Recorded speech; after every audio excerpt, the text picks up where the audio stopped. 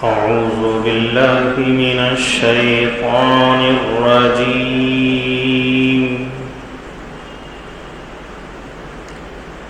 بسم الله الرحمن الرحيم.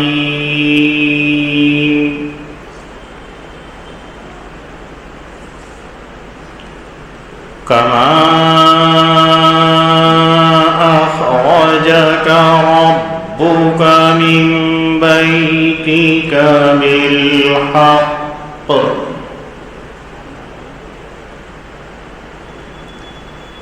وإن فريقا من المؤمنين لكارهون.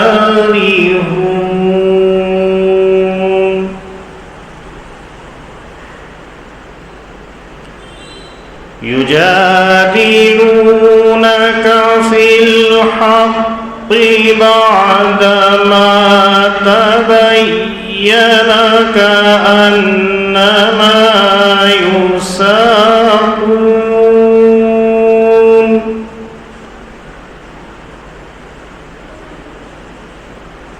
كأنما يساقون إلى الموت وهم ينظرون.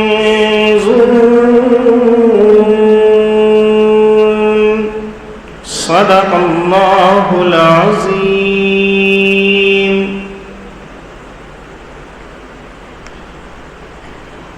مال غنیمت کے سلسلے کے اندر حضرات صحابہ کے درمیان میں تھوڑا اختلاف ہو گیا تھا. 3 جماعتیں ہو گئی تھی اور ہر ایک اپنا اپنا دعویٰ ثابت کر رہی تھی. اللہ رب العزت نے اس سورت کو نازل کر کے اس کا حکم بیان کر دیا. قُلِ الْأَنْفَالُ لِلَّهِ وَالرَّسُولِ. مال غنیمت اللہ کا اور اس کے رسول کا ہے. وہ جہاں چاہے جیسے چاہے استعمال کر سکتے ہیں. مومنین کا کام ہے اللہ اور اس کے رسول کی اطاعت اور پیروی کرنا.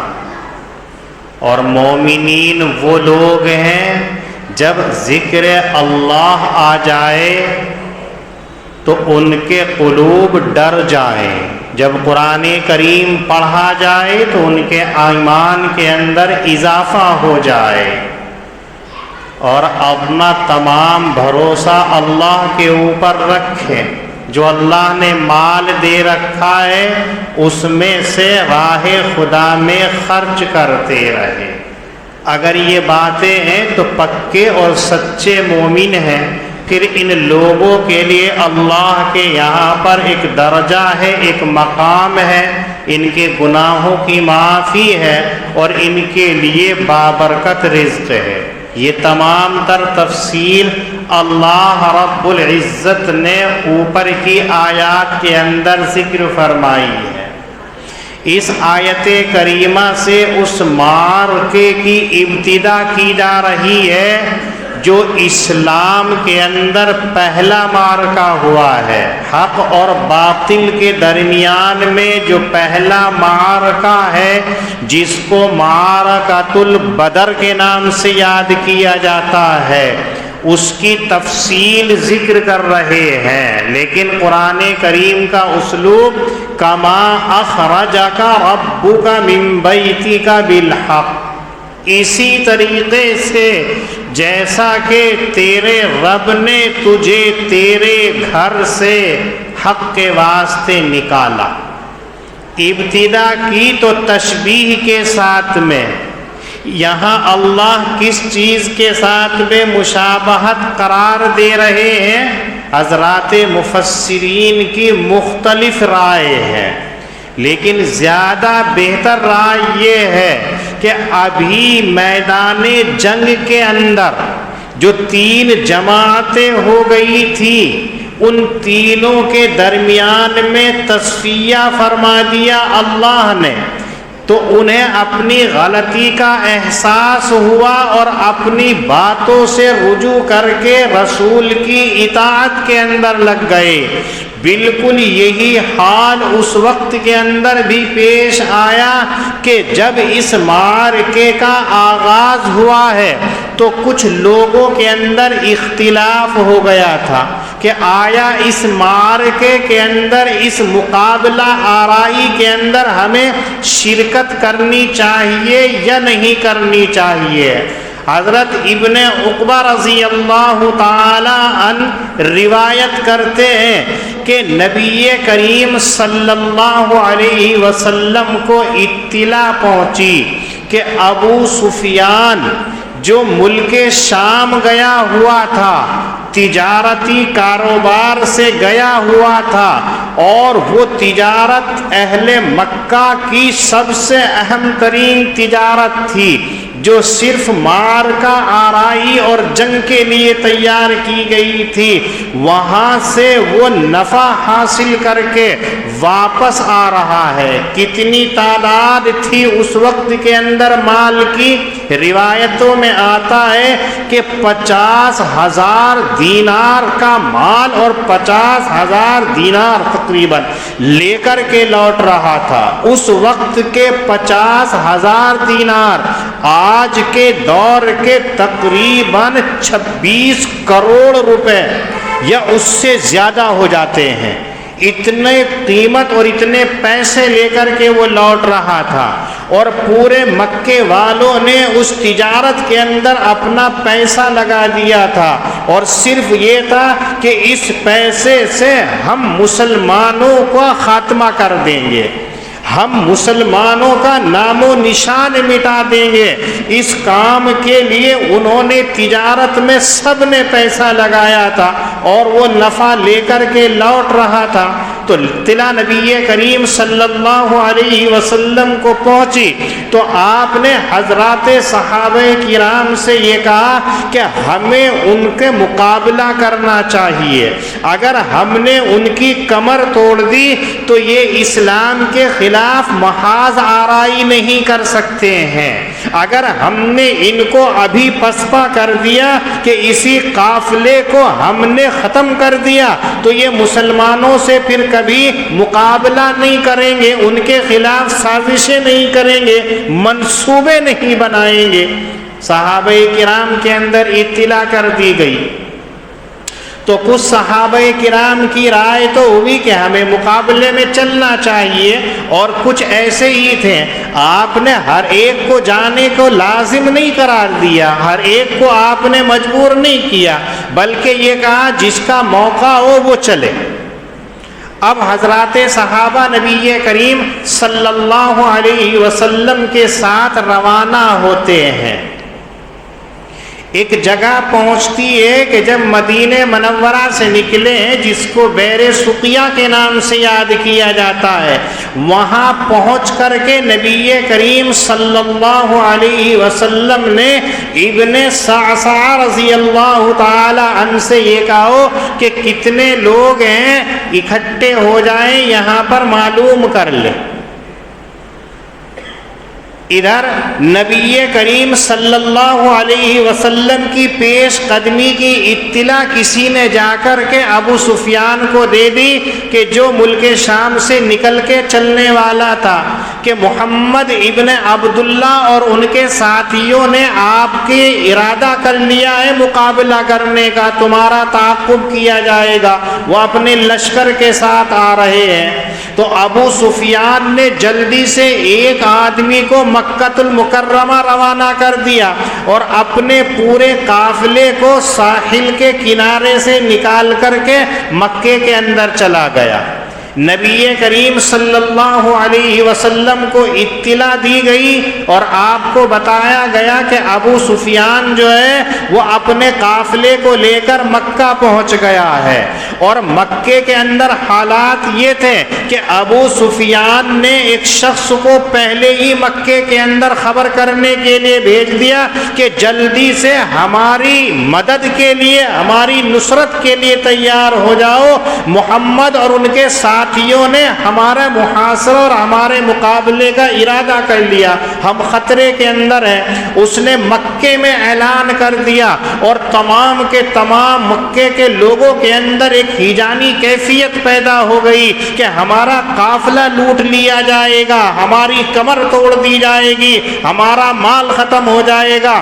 پورے مکے کے اندر کوئی ایسا نہیں تھا کہ جس کے اندر جوش نہ ہو رہا ہو۔ اس وقت کے اندر مکے کے اندر کچھ مسلمان بھی تھے، لیکن ان کے اندر اتنی طاقت نہیں تھی کہ وہ ہجرت کر کے مدینہ منورہ کے اندر پہنچ جائیں۔ ان کو بھی انہوں نے اہل مکہ نے اپنے ساتھ میں لیا اور سب کو لے کر کے چلے، اس حال کے اندر کہ ان کی تعداد 1000 کی ہو گئی، اور 1000 کے اندر 200 گھوڑے تھے اور 300 زرہیں تھی، مکمل اسباب حرب کے ساتھ میں لیس تھے۔ ایک جوش تھا، نوجوانوں کا طبقہ تھا، سرداران مکہ اس کے اندر تھے، اور ابو جہل ان کا سردار بنا اور وہ لے کر کے اپنے لشکر کو نبی کریم صلی اللہ علیہ وسلم کے مقابلے کے لیے نکل پڑا۔ ادھر نبی کریم صلی اللہ علیہ وسلم کو ابھی یہ اطلاع نہیں تھی کہ مکے کے لوگ جو ہیں مقابلے کے لیے آ رہے ہیں۔ آپ کا ارادہ تو صرف یہ تھا کہ اس قافلے سے ہم مقابلہ کریں گے، کوئی ہماری جنگ وغیرہ نہیں ہوگی، کوئی بڑے لشکر سے مقابلہ نہیں ہوگا۔ لیکن ایک صاحب نے آ کر کے اطلاع دی نبی کریم صلی اللہ علیہ وسلم کو کہ ابو سفیان تو اپنا قافلہ صحیح سلامت لے کر کے مکے کے اندر پہنچ گیا ہے، اور آپ کے مقابلے کے لیے ایک مکے والوں کا بڑا لشکر ہے جس کی 1000 تعداد ہے، وہ آپ سے مقابلے کے لیے آ رہے ہیں۔ تو نبی کریم صلی اللہ علیہ وسلم کے ساتھیوں کے اندر بے چینی ہو گئی، اس لیے کہ آپ نے نہ تو جنگ کی تیاریاں کی تھی، نہ ہی بڑے لشکر سے مقابلے کا ارادہ تھا، بلکہ یہ تھا کہ اس قافلے کا ہم تعاقب کریں گے جو چند افراد کے اوپر مشتمل ہے، تقریباً 40 افراد کے اوپر ہے، لہذا ہم ایسا کر لیں گے۔ لیکن جب نوعیت آئی کہ بڑا لشکر ہے تو اپنے لشکر کا جائزہ لیا تو بتلایا گیا کہ مسلمانوں کی تعداد 313 ہے، ادھر کی طرف سے 1000 کا لشکر جس میں 200 گھوڑے ہیں اور 300 زرہیں ہیں، اور تمام وہ اسباب جو جنگ کے لیے ہوتے ہیں سب ان کے پاس میں موجود۔ ادھر نبی کریم صلی اللہ علیہ وسلم کے صحابہ اور ساتھیوں کا حال یہ ہے کہ 313 ہیں، سواری کے نام پہ 70 اونٹ ہیں۔ آپ صلی اللہ علیہ وسلم نے ایک اونٹ 3 صحابہ کے درمیان میں تقسیم کر دیا کہ ایک سوار ہو جائے، 2 پیدل چلے، پھر آگے وہ اتر جائے، پھر دوسرا ہو، پھر تیسرا ہو، اس انداز سے چلیں۔ اور خود نبی کریم صلی اللہ علیہ وسلم کے ساتھ میں بھی 2، حضرت لبابہ اور حضرت علی رضی اللہ تعالیٰ عنہ، اور خود نبی کریم صلی اللہ علیہ وسلم۔ یہ آپ کا قافلہ تھا۔ جب 313 کی اطلاع دی تو آپ نے فرمایا اللہ کا شکر ہے ہم کامیاب ہو جائیں گے، اس لیے کہ حضرت طالوت کا جو لشکر تھا ان کی تعداد بھی 313 تھی اور ہماری بھی 313 کی تعداد ہے، انشاءاللہ کامیابی ملے گی۔ یہاں بھی ایک بات یاد رکھنا، اگر کوئی تسبیح پڑھتا ہے 313 کی، اللہ کے یہاں مقبول ہوگی۔ اگر کوئی ذکر کرتا ہے 313 کا، مقبول ہوگا، چونکہ اصحاب بدریین کی تعداد 313 ہے کہ جس نے پوری کائنات کے اندر اسلام کی بنیاد ڈالی ہے، سب سے پہلے مقابلے کے اندر کامیابی حاصل کی ہے، اور نہتوں کی حالت کے اندر ہے کہ کوئی ساز و سامان نہیں، کوئی ہتھیار وغیرہ نہیں، لیکن قوت ایمان مضبوط ہے، اس حال کے اندر وہ چلتے ہیں۔ تو نبی کریم صلی اللہ علیہ وسلم نے خوشی کا اظہار کیا اور مشورہ کیا کہ یہ بتائیے اب ہمیں کیا کرنا چاہیے۔ جب ہم مدینے سے نکلے تھے تو حالت یہ تھی کہ ہمیں صرف ایک قافلے کا تعاقب کرنا ہے۔ اب حال یہ ہے کہ وہ قافلہ چلا گیا ہے اور مقابلے کے اندر 1000 کا لشکر جرار ہے، تو ہمیں کیا کرنا چاہیے؟ تو حضرات صحابہ میں سے بعض یہ کہنے لگے، یا رسول اللہ، ہم کوئی تیاری کر کے نہیں آئے ہیں، ہمارا کام صرف اس مقابلے، اس قافلے کو روکنا تھا، لیکن وہ چلا گیا ہے، ہمیں واپس جانا چاہیے، پھر دوبارہ تیاری کر کے ہم آئیں گے۔ آپ صلی اللہ علیہ وسلم سنتے رہے تو حضرت صدیق اکبر رضی اللہ تعالیٰ عنہ کھڑے ہوتے ہیں اور یوں کہتے ہیں، یا رسول اللہ، آپ ہمیں جس چیز کا حکم دیں گے ہم اس کی اطاعت کریں گے۔ آپ کے بعد میں حضرت عمر فاروق رضی اللہ تعالیٰ عنہ کھڑے ہوتے ہیں اور یہ کہتے ہیں، آپ جس کام کے ہمیں کرنے کا حکم دیں گے ہم تعمیل حکم کو بجا لائیں گے۔ آپ پھر کہتے رہے، مجھے اور مشورہ دیجئے، مجھے اور مشورہ دیجئے۔ تو اس وقت کے اندر حضرت مقداد رضی اللہ تعالیٰ عنہ کھڑے ہوئے اور انہوں نے یوں کہا، یا رسول اللہ، آپ جس چیز کا ہمیں حکم دیں گے ہم بجا لائیں گے۔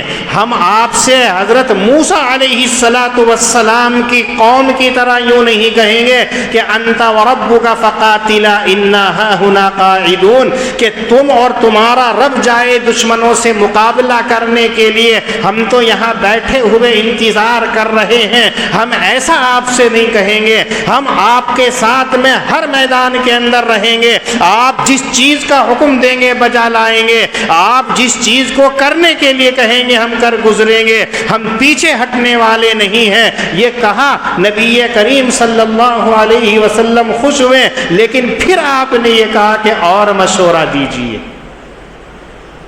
تو حضرات انصار میں سے حضرت معاذ رضی اللہ تعالیٰ عنہ سمجھ گئے نبی کریم صلی اللہ علیہ وسلم کی بات اور کہا، یا رسول اللہ، کیا آپ ہم سے مخاطب ہیں، یعنی انصاریوں سے مخاطب ہیں؟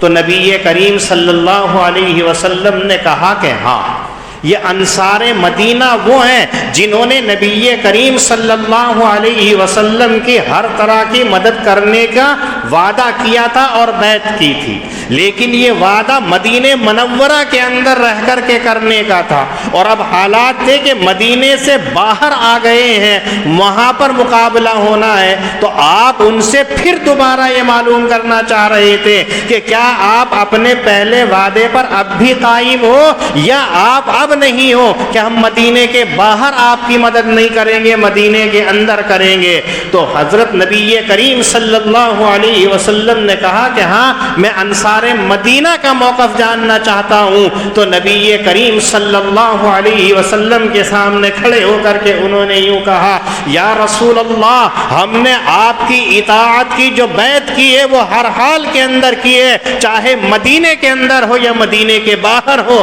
ہم آپ کی اطاعت کریں گے۔ آپ ہمیں اگر سمندر میں کودنے کا حکم دیں گے تو ہم سمندروں کے اندر گھس جائیں گے، آپ ہمیں پہاڑوں پر چڑھنے کا حکم دیں گے تو ہم پہاڑوں پر دوڑتے چلے جائیں گے، آپ جس نرغے کے اندر جانے کے لیے کہیں گے ہم گھستے چلے جائیں گے، پیچھے نہیں ہٹیں گے۔ آپ ہمیں حکم دیجئے، ہم ہر حال کے اندر آپ کی اطاعت کرنے والے ہیں، آپ کا کہنا ماننے والے ہیں۔ بس نبی کریم صلی اللہ علیہ وسلم خوش ہوئے اور کہا کہ چلو اب مقابلے کے لیے چلتے ہیں۔ ادھر سے مقابلے کے لیے چلیں تو مقام بدر پر جا کر کے ٹھہر جاتے ہیں، اور اس وقت کے اندر نبی کریم صلی اللہ علیہ وسلم نے یوں کہا کہ دیکھو، اللہ رب العزت نے مجھ سے وعدہ کر لیا ہے کہ ان دو جماعتوں میں سے ایک جماعت پر میں تمہیں فتح عنایت کر دوں گا، یا تو ابو سفیان کے قافلے کے اوپر تمہیں فتح دے دوں گا، یا یہ دوسرا لشکر تمہارے مقابلے پر آیا ہے، اس لشکر کے مقابلے پر تمہیں فتح سے نواز دوں گا۔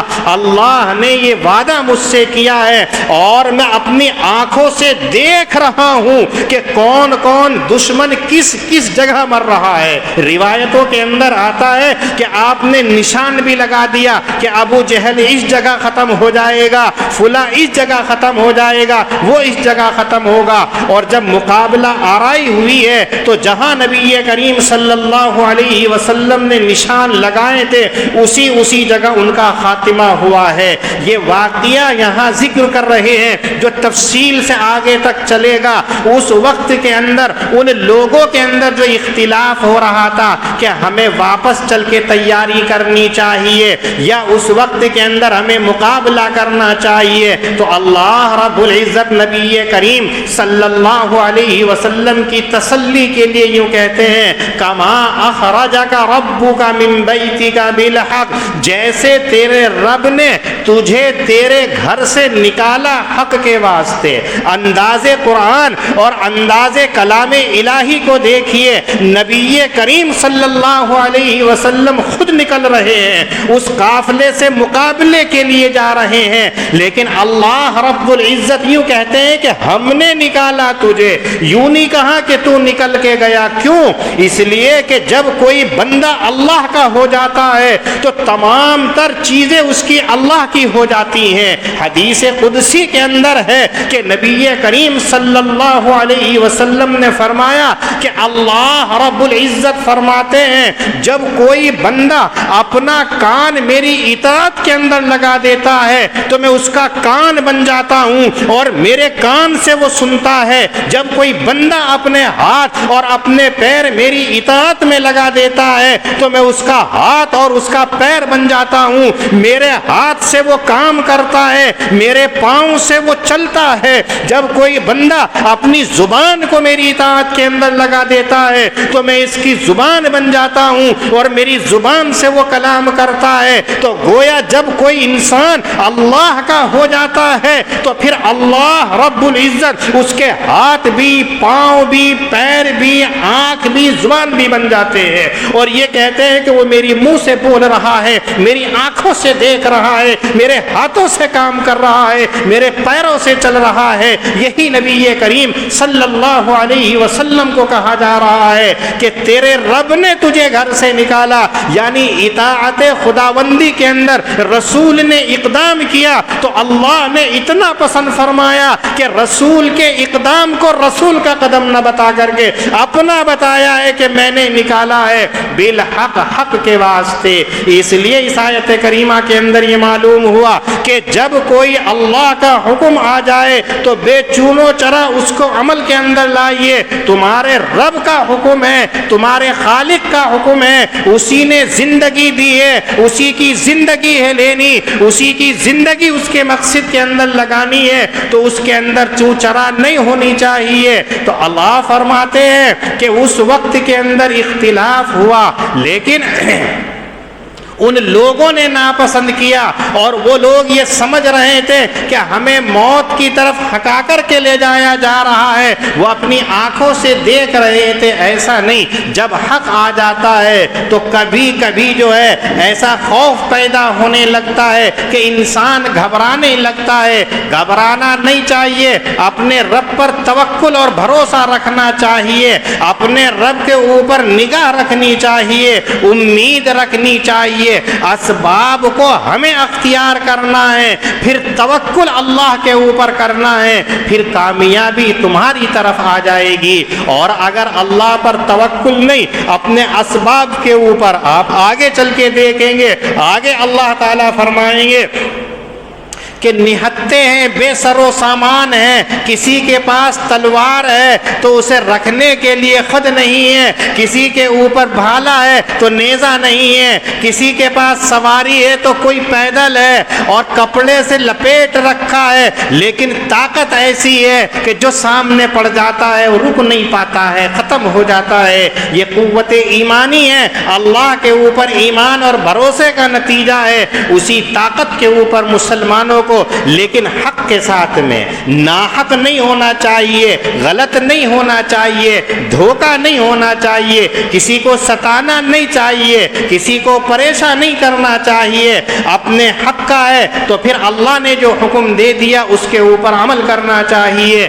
کما اخرجک ربک من بیتک بالحق، جیسا کہ نکالا تیرے رب نے تجھے تیرے گھر سے حق کے واسطے۔ وَإِنَّ فَرِيقًا مِّنَ الْمُؤْمِنِينَ لَكَارِهُونَ، اور ایک جماعت مومنین کی اس کو ناپسند کر رہی تھی۔ يُجَادِلُونَكَ فِي الْحَقِّ بَعْدَمَا تَبَيَّنَ، جھگڑ رہے تھے وہ آپ سے حق کے سلسلے میں، حق کے ظاہر ہو جانے کے بعد۔ کأنما یساقون الی الموت وهم ینظرون، گویا کہ وہ ہکائے جا رہے ہیں موت کی جانب، اپنی آنکھوں دیکھے۔ اللہ پاک ہم سب کو دین کی صحیح سمجھ عطا فرمائے۔ وآخر دعوانا ان الحمد للہ رب العالمین۔